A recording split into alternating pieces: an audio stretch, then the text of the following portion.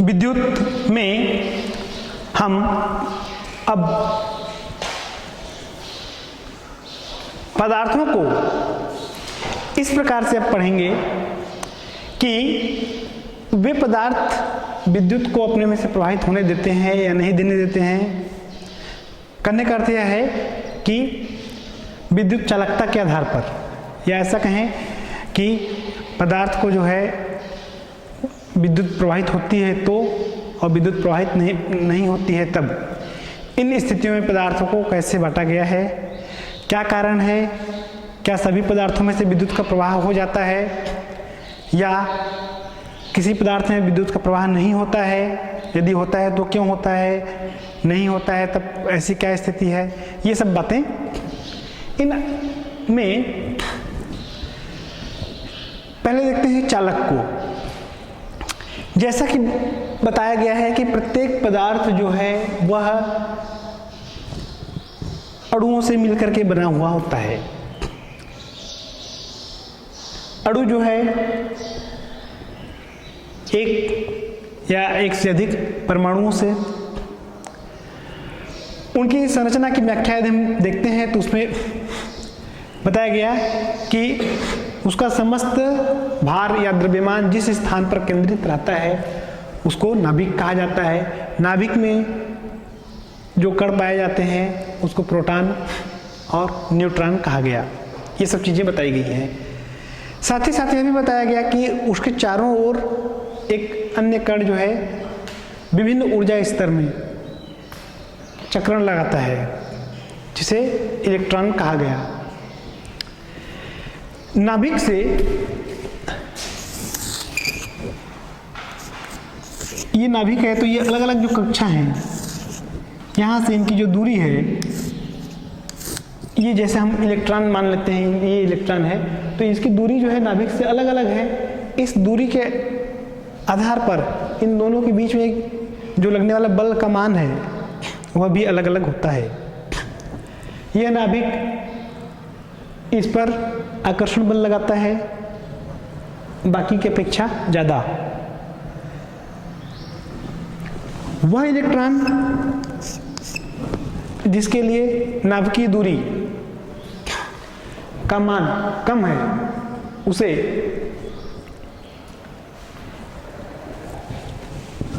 बद्ध इलेक्ट्रॉन कहते हैं।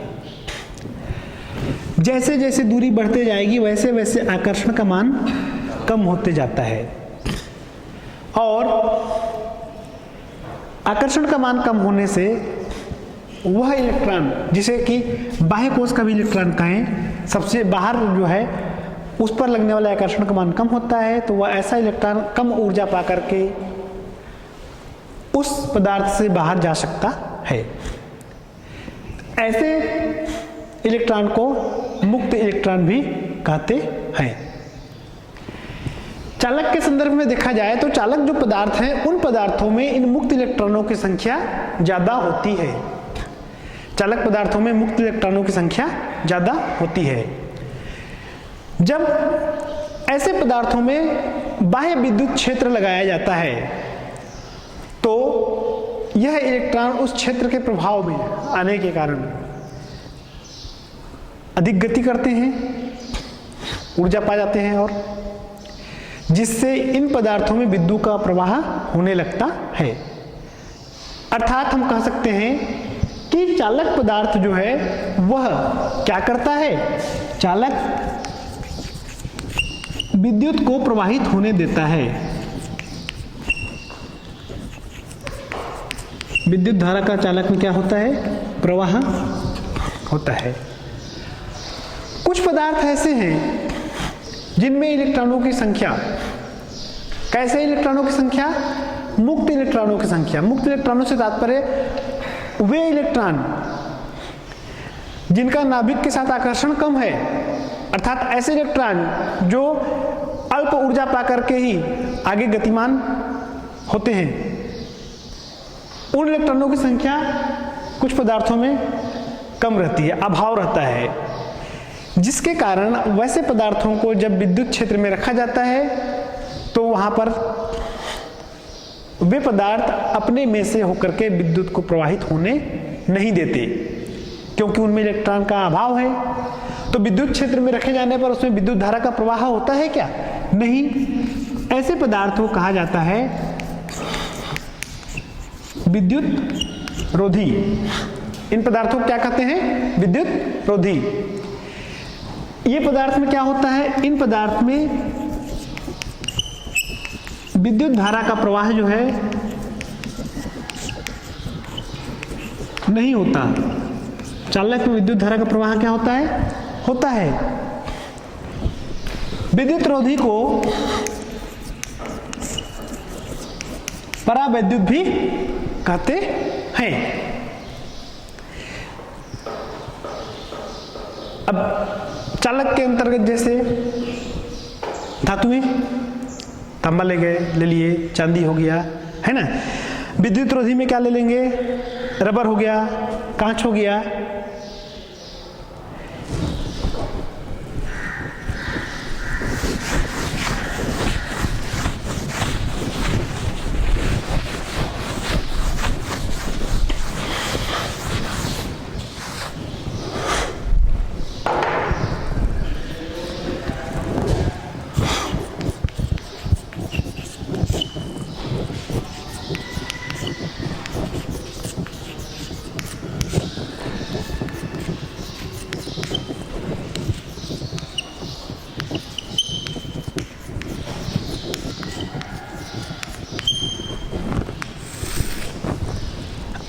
अगली टॉपिक है चालक में मुक्त तथा बद्ध आवेश। दो प्रकार के पदार्थ को लेते हैं।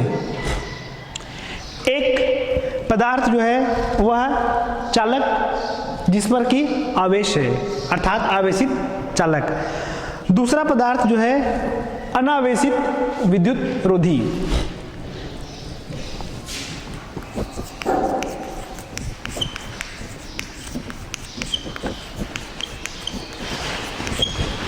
आवेशित चालक और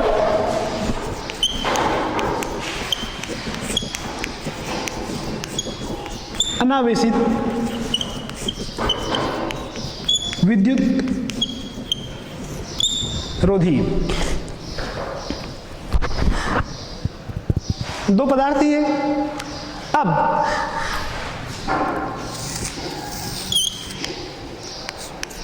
जो आवेशित चालक पदार्थ है माना हुआ कौन है?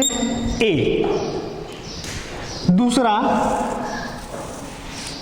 जो अनावेशित है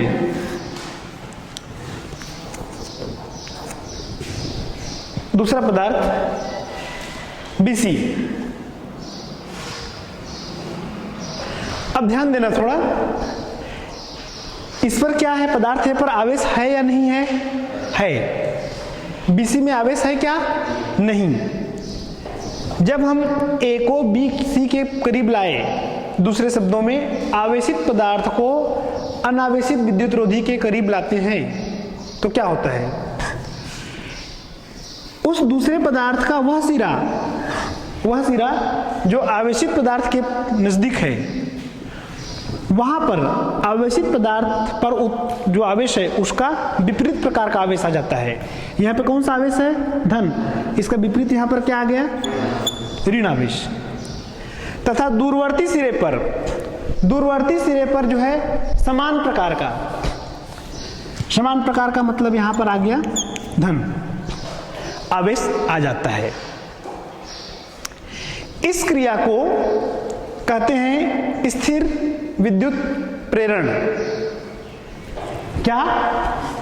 आवेशित चालक को अनावेशित विद्युत रोधी के समीप जब लाते हैं तो आवेशित चालक पर जो आवेश है उसके आवेशित चालक के जो समीप जो सिरा है उस पर इस आवेश का विपरीत आवेश आ जाता है और दूरवर्ती भाग पर सजातीय आवेश आ जाता है।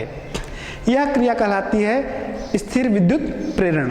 अब इसके बाद आगे हम देखेंगे, यदि इस भाग BC को दूसरे चालक को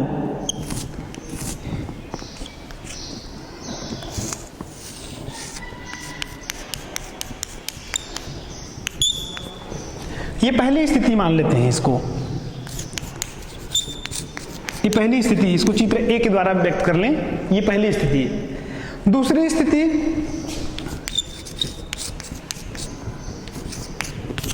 ये दूसरी स्थिति में हम क्या करते हैं, अब ऐसा होता है यदि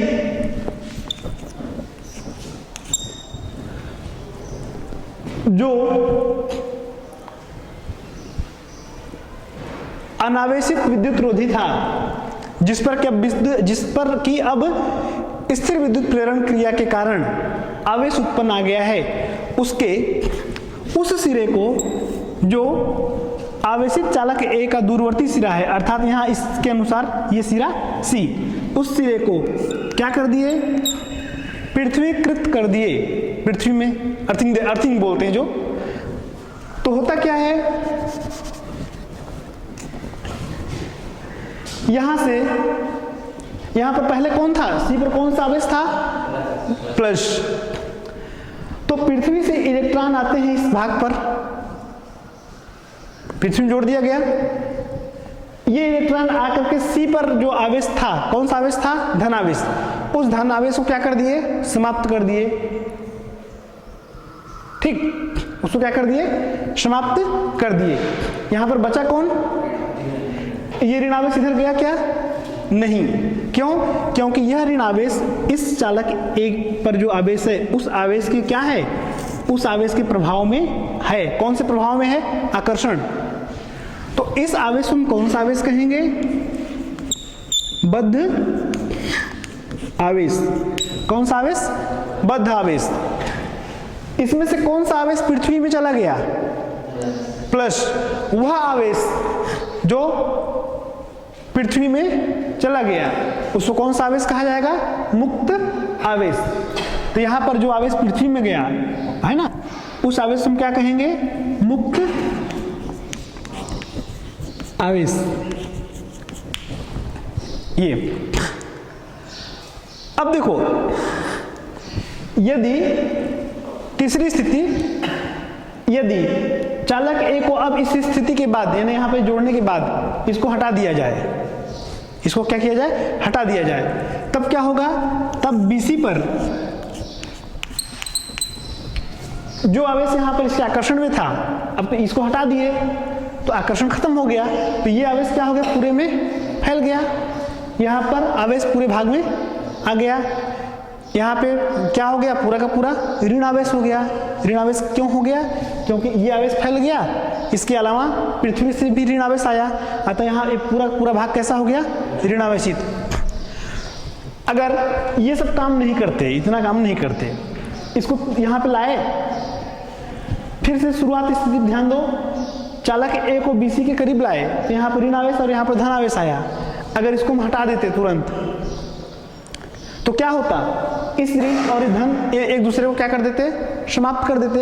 यहाँ पर आवेश रहता क्या, नहीं। लेकिन इस प्रक्रिया से जब गुजरा है, तो यहाँ पर पूरा क्या आ गया, अंत में ऋण आवेश। अंतिम स्थिति और शुरू की स्थिति को देखो, अब धनावेशित और ये यही है बद्ध आवेश और मुक्त आवेश के उत्पन्न होने, है ना, और उसकी व्याख्या। और यह क्रिया क्या कहलाएगी, स्थिर विद्युत प्रेरण। अब अगली टॉपिक है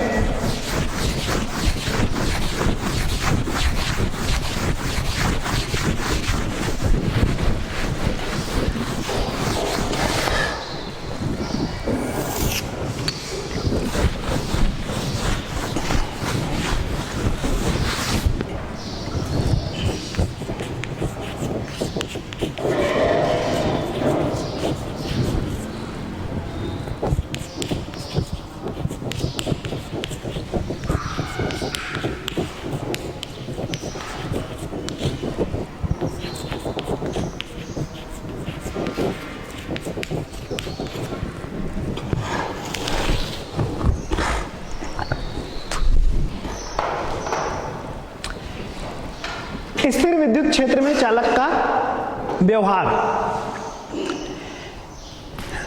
कोई चालक है, ये हम ले लिए कोई चालक पदार्थ,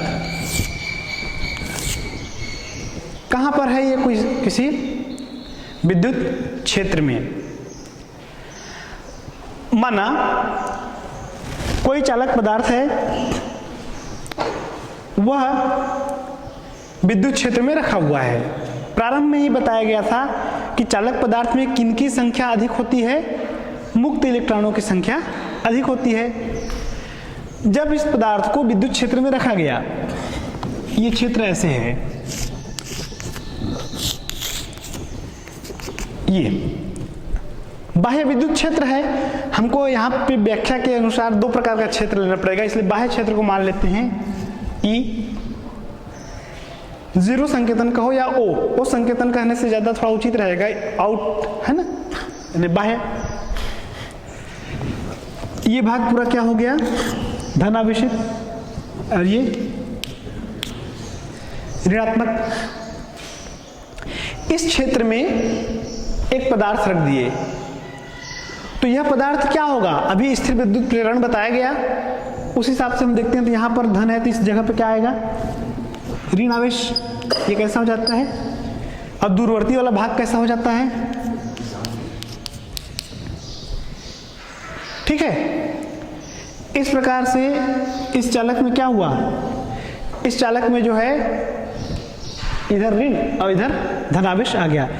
चालक के अंदर ये दोनों आवेश एक दूसरे को तो समाप्त कर देते हैं, ठीक, ऋण और धन। लेकिन इधर हम देखें, जब ये गतिमान होते हैं, जब क्या करते हैं? गतिमान होते हैं, उस स्थिति में इनके गति की दिशा किधर हो जाएगी? देखो, इसकी गति की दिशा की जस्ट विपरीत, ठीक है, विपरीत। वह दिशा क्या हो जाएगी? उसको हम मान लेते हैं ई पी। प्रेरित आवेश आ गया इसमें। इसकी दिशा बाह्य आवेश की दिशा के कैसे है? विपरीत में है।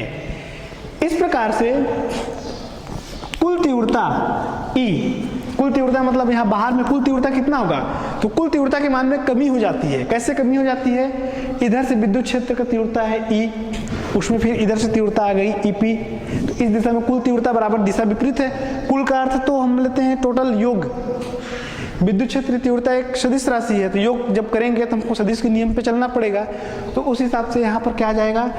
EO minus EP। यह है।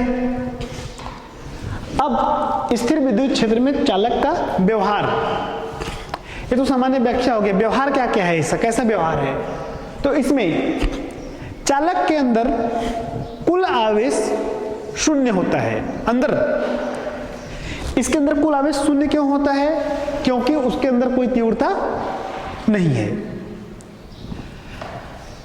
इसके केवल बाह्य पृष्ठ पर, बाह्य पृष्ठ मतलब ये बाहरी भाग पर ही आवेश रहता है, और उसके अंदर वाले भाग यानी इसमें क्या रहता है? विभव एक समान होता है।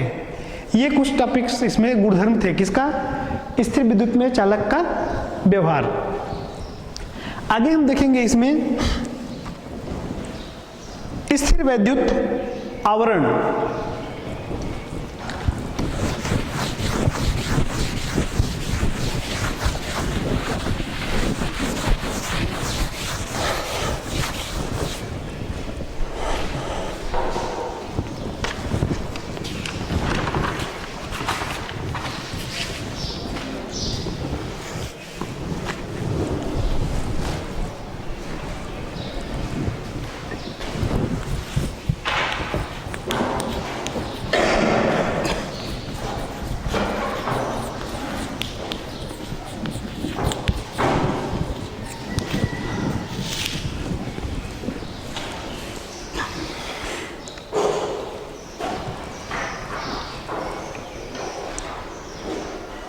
जैसा कि ये अध्याय जो चल रहा है, उस अध्याय वह अध्याय तो हम स्थिर विद्युत के अंतर्गत ही पढ़ रहे हैं। एक बार फिर संक्षिप्त में मैं एक रिपीट कर देता हूं। स्थिर विद्युत शब्द से क्या तात्पर्य है?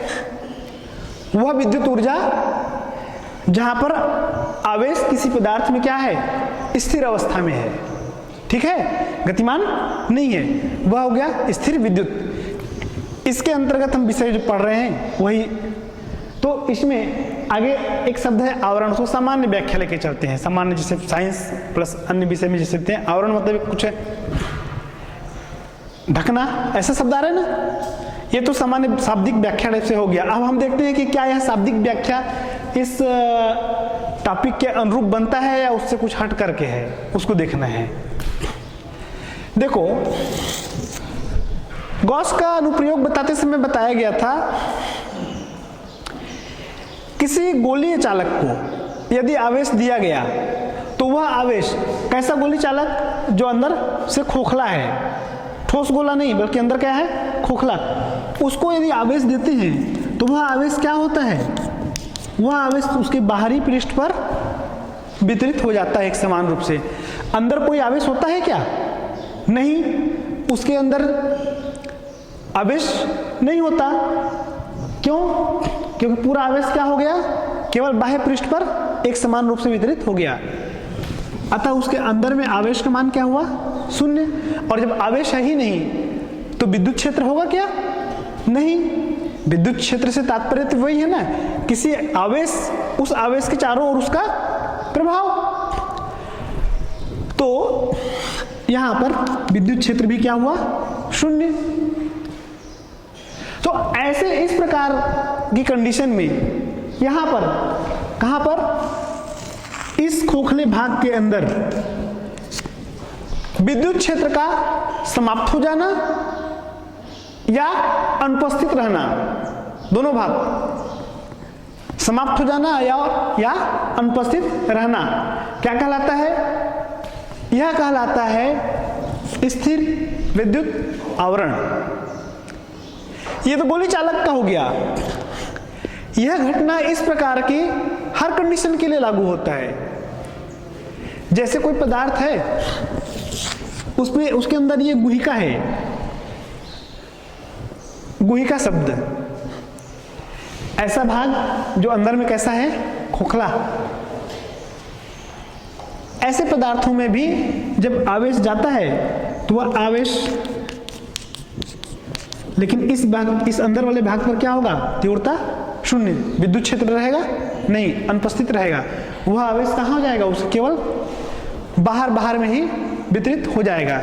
उसको हम क्या कहते हैं, स्थिर विद्युत आवरण। इससे संबंधित एक दैनिक जीवन से संबंधित एक रोचक प्रश्न का जवाब मिल जाएगा कि जैसे कार से कहीं सफर कर रहे हैं और ऐसा कुछ संभावित होता है कि बिजली गिरने वाली है, जो हम एक घटना जिसको हम साधारण नाम दे दिए हैं बिजली गिरना, है ना, बारिश वगैरह के दिनों में आता है जो अक्सर, वह भी तो एक आवेश ही होता है ना। उस कंडीशन के में सुरक्षित रखने का उपाय, स्वयं को सुरक्षित रखने के लिए जो बताया गया है, उसमें क्या कहा जाता है कि ऐसे कंडीशन में स्वयं को सुरक्षित रखने के लिए उस कार या वाहन का जो दरवाजा वगैरह है, खिड़कियां हैं, वो सब क्या कर लिए, बंद। इससे क्या होता है कि जो आवेश आ रहा है वह आवेश इस प्रकार से वितरित हो जाएगा और ये अंदर वाला भाग ठीक उसी प्रकार से हो जाएगा जैसे यहाँ पर है। गुहिका में जिस तरीके से क्षेत्र नहीं होता वैसा ही, ठीक है। इस प्रकार यहां पर ऐसा चालक जो अंदर से खोखला है, गोली चालक जो अंदर से क्या है, खोखला है, उसको यदि आवेश दिया जाता है, यदि उसको आवेश दिया जाए तो वह आवेश उसके चारों ओर एक समान रूप से वितरित हो गया। उस चालक के अंदर भाग पर कोई आवेश रहता है क्या? नहीं, क्योंकि यह पूरी तरह से बाहर वितरित हो गया, जिसके कारण उस चालक के अंदर तीव्रता का मान शून्य होता है। यह काम सिर्फ गोलीय कवच या खोखले गोले के लिए ही नहीं, बल्कि उन सभी स्थितियों के लिए लागू होता है जहां पर अंदर का एक भाग खोखला है, जिसे गुहिका शब्द नाम दिया गया है।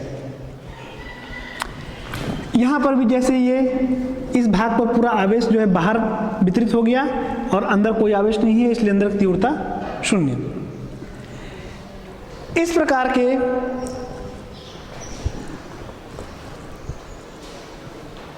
आवेश जिसमें कि गुहिका के अंदर विद्युत क्षेत्र या आवेश अनुपस्थित रहता है, किसी गुहिका के अंदर या किसी चालक के अंदर गुहिका के जहाँ पर विद्युत क्षेत्र का मान शून्य हो जाता है, अनुपस्थित रहता है, उसको हम कहते हैं स्थिर विद्युत आवरण।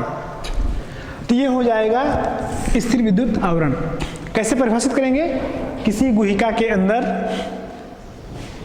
विद्युत क्षेत्र की तीव्रता, या ऐसा कहें कि विद्युत क्षेत्र का मान समाप्त हो जाना या उस क्षेत्र का अनुपस्थित रहना ही कहलाता है स्थिर विद्युत आवरण।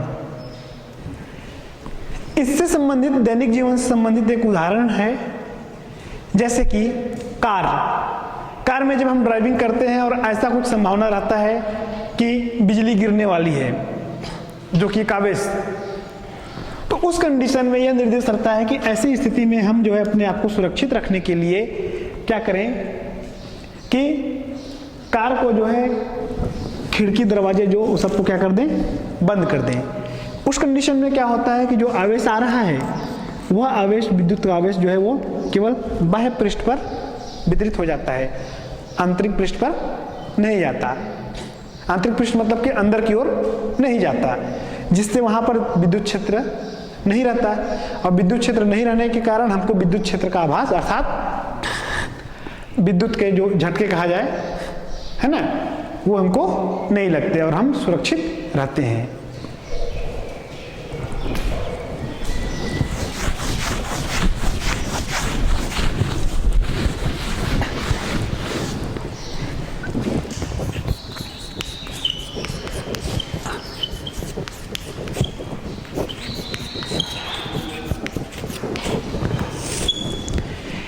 इसके बाद टॉपिक है परावैद्युत माध्यम।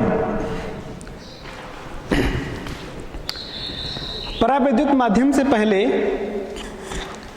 परावैद्युत पदार्थ को देखते हैं।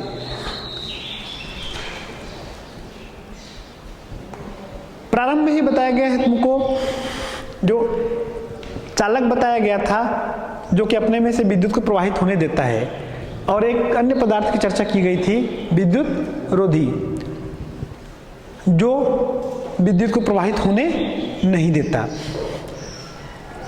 उसी को ही हम कहते हैं परावैद्युत। अर्थात परावैद्युत ऐसे पदार्थ हैं जो अपने में से विद्युत को प्रवाहित होने नहीं देते, लेकिन विद्युत के प्रभाव को दर्शाते हैं, विद्युत के प्रभाव को दर्शाते हैं।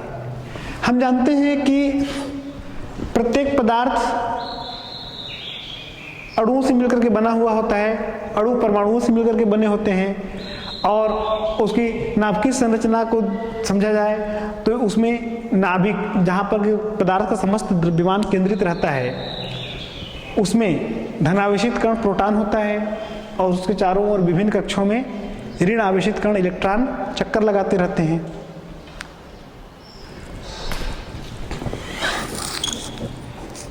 नाभिक से यह इलेक्ट्रॉन अलग अलग कक्षों में व्यवस्थित रहते हैं और चक्कर लगाते हैं।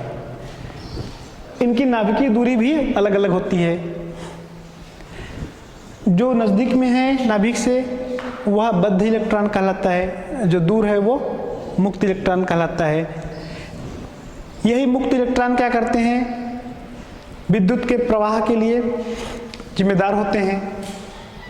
लेकिन ऐसे पदार्थ में इन मुक्त इलेक्ट्रॉनों का अभाव होता है। यहाँ पर प्रोटॉन है, ये इलेक्ट्रॉन हो गए, तो इन मुक्त इलेक्ट्रॉनों का क्या होता है, अभाव होता है। इन पदार्थों को जब विद्युत क्षेत्र में रखा जाता है तो विद्युत क्षेत्र के प्रभाव के कारण ये पदार्थ ध्रुवित हो जाते हैं। तो उससे पूर्व यहाँ पर जो दो प्रकृति की चर्चा कर रहे हैं हम लोग, धन और ऋण, प्रोटॉन इलेक्ट्रॉन की प्रकृति जो है, उस आधार पर पदार्थ में जो आवेश है वह आवेश के दो केंद्र हो जाते हैं। एक हो जाता है धनावेश का केंद्र और एक हो जाता है ऋण आवेश का केंद्र।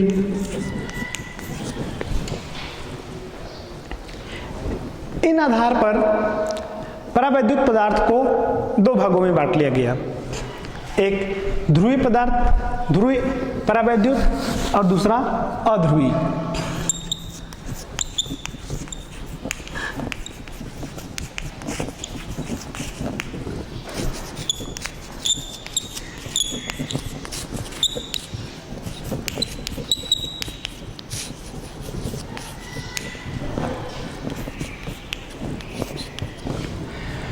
ध्रुवीय परावैद्युत ऐसे पदार्थ जिसमें धनावेश और ऋणावेश का केंद्र समपाती नहीं होता, अर्थात वे इस प्रकार से होते हैं, एक छोटे से द्विध्रुव की भांति। इसमें दोनों के केंद्र एक जगह पर है क्या? नहीं। अध्रुवीय में जो है धन आवेश और ऋण आवेश का केंद्र कहाँ पर रहता है? एक ही जगह केंद्रित रहता है।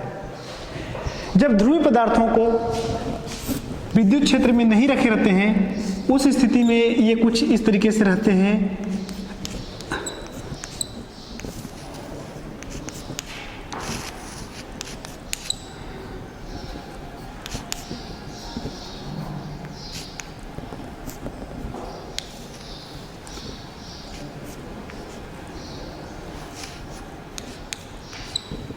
ऐसा हम देख रहे हैं यहाँ पर, ये किसी एक दिशा में नहीं है, जिसके कारण प्रत्येक छोटे छोटे जो द्विध्रुव हैं उनका एक का धनावेश दूसरे के ऋणावेश के प्रभाव से सब क्या कर दे रहे हैं, एक दूसरे को समाप्त। इस प्रकार पदार्थ कोई आवेश नहीं रहता। जब इसको विद्युत क्षेत्र में रखा जाता है तो विद्युत क्षेत्र की उपस्थिति के कारण इनके धन आवेश और ऋण आवेश उस क्षेत्र के प्रभाव के कारण इस प्रकार से व्यवस्थित हो जाते हैं। धनावेश एक तरफ और ऋणावेश एक दिशा में संरक्षित हो जाते हैं। ऐसे ही जब अध्रुवीय परावैद्युत को विद्युत क्षेत्र में रखा जाता है तो उसके धन आवेश और ऋण आवेश का जो कि एक ही केंद्र पर है वह अपने स्थान से थोड़ा सा खिसक जाते हैं और वह भी इस तरह से ध्रुवित हो जाते हैं।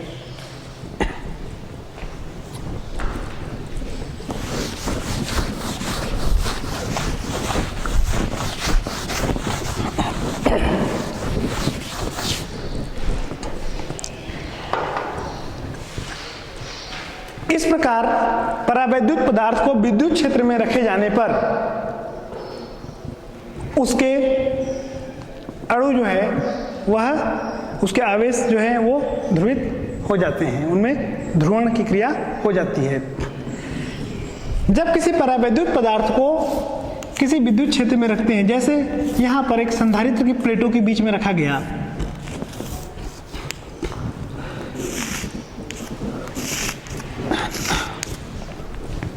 प्लेट है P Q, इसको आवेश से आवेशित किया गया।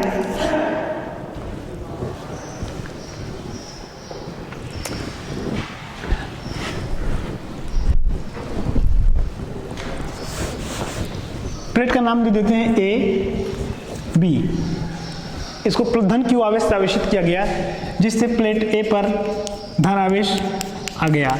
प्रेरण की क्रिया के कारण प्लेट B पर ऋण आवेश आया और इसमें विद्युत क्षेत्र की जो तीव्रता है, बाह्य विद्युत क्षेत्र, वह हो जाता है, बाह्य विद्युत क्षेत्र का मान E0। जब इस पदार्थ इस प्लेटों के बीच में अर्थात इस विद्युत क्षेत्र में किसको रखा गया? एक परावैद्युत पदार्थ को। तो उस परावैद्युत पदार्थ को जब इस तीव्रता वाले क्षेत्र में रखा गया तो यहाँ पर इस परावैद्युत को क्या हो गया, ध्रुवण हुआ। इसका ध्रुवण हुआ शब्द से तात्पर्य है कि धन आवेश इस तरफ और ऋण आवेश इधर संरेखित हुए, जिससे इसके अंदर का विद्युत क्षेत्र बराबर ई पी, यहाँ पर एक विद्युत क्षेत्र उत्पन्न हो जाता है। यहाँ के जब इलेक्ट्रॉन गतिशील होते हैं, गति करते हैं, तो इसमें भी क्या होता है, एक विद्युत क्षेत्र आ जाता है। उस क्षेत्र की तीव्रता को मान लिया गया ई पी। बाह्य विद्युत क्षेत्र के प्रभाव के कारण जो तीव्रता है वह कितना है, ई 0। इस प्रकार इसके बाहर यानी प्लेट ए से आने के पश्चात बी से होकर बाहर कुल तीव्रता E बराबर हो जाएगा 0 माइनस ई पी। यह जो है तीव्रता और ये मूल तीव्रता है। अगर यहाँ पर परावैद्युत पदार्थ नहीं रहता तब तो ये वाली तीव्रता इसके बराबर होता ना, लेकिन वास्तव में उतना है क्या, नहीं। उसमें क्या हो रहा है, ये कमी, अर्थात परावैद्युत पदार्थ की उपस्थिति में विद्युत क्षेत्र की तीव्रता के मान में क्या होता है, कमी हो जाता है। ऐसा कह सकते हैं कि परावैद्युत माध्यम जो है वो तीव्र देता है, घटा देता है। यही यहां पर क्या हो गया, परावैद्युत माध्यम।